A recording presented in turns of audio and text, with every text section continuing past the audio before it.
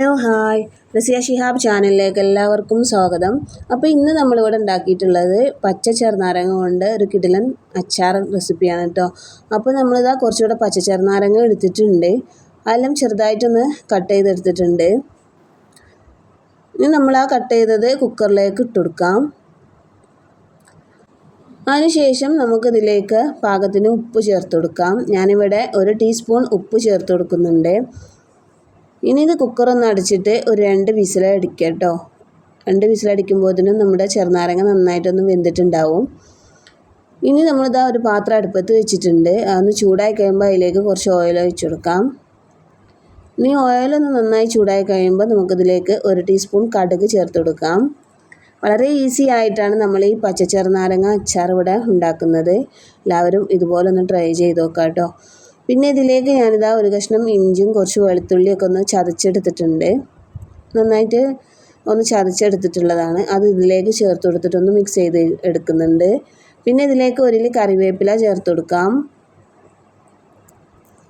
ഇനി നമ്മുടെ ഫ്ലെയിം ഒന്ന് കുറച്ച് കൊടുക്കണം. അതിനുശേഷം ഞാനിതിലേക്ക് ഒരു 1/4 ടീസ്പൂൺ മഞ്ഞൾപ്പൊടിയും 1 ടീസ്പൂൺ കായപ്പൊടിയും ഇതിലേക്ക് ചേർത്ത് കൊടുക്കുന്നുണ്ട്. ഇനി ഇതിൻ്റെ കൂടെ തന്നെ 1 ടീസ്പൂൺ മുളക് പൊടി ചേർത്ത് കൊടുക്കാം. പിന്നെ അച്ചാർ നല്ലൊരു കളറിന് വേണ്ടിയിട്ടും കുറച്ച് കൂടുതൽ എരിവൊന്നും ഇല്ലാത്തതിനും വേണ്ടിയിട്ട് നമ്മളിതിലേക്ക് 1 ടീസ്പൂൺ കാശ്മീരി ചില്ലി പൗഡർ ചേർത്ത് കൊടുക്കുന്നുണ്ട്. പിന്നെ നമ്മൾ ഉപ്പിട്ട് വേവിച്ചിട്ടുള്ളതാണ് ചെറുനാരങ്ങ കേട്ടോ.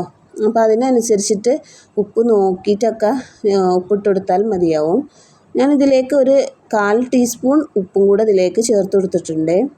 അതിനുശേഷം നമ്മൾ വേവിച്ചെടുത്തിട്ടുള്ള ചെറുനാരങ്ങ ഇതിലേക്ക് ചേർത്ത് കൊടുത്തിട്ടുണ്ട്. പച്ച ചെറുനാരങ്ങയായിട്ടാണ് കേട്ടോ അച്ചാർ ഉണ്ടാക്കുന്നത്.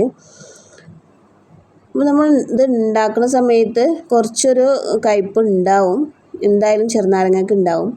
പക്ഷെ ഇതൊരു 2 ദിവസം വെച്ച് കഴിയുമ്പോൾ ഈ ചെറുനാരങ്ങൻ്റെ കയ്പ്പൊക്കെ മാറി നല്ലൊരു ടേസ്റ്റ് ആയിരിക്കും കേട്ടോ. ഇനിയിപ്പോൾ നിങ്ങൾക്ക് മധുരം ആവശ്യമാണെങ്കിൽ ഇതിൽ ഈത്തപ്പഴമോ അല്ലെങ്കിൽ ശർക്കരയോ അല്ലെങ്കിൽ പഞ്ചസാര എന്തായാലും നിങ്ങൾക്ക് ചേർത്ത് കൊടുക്കാം.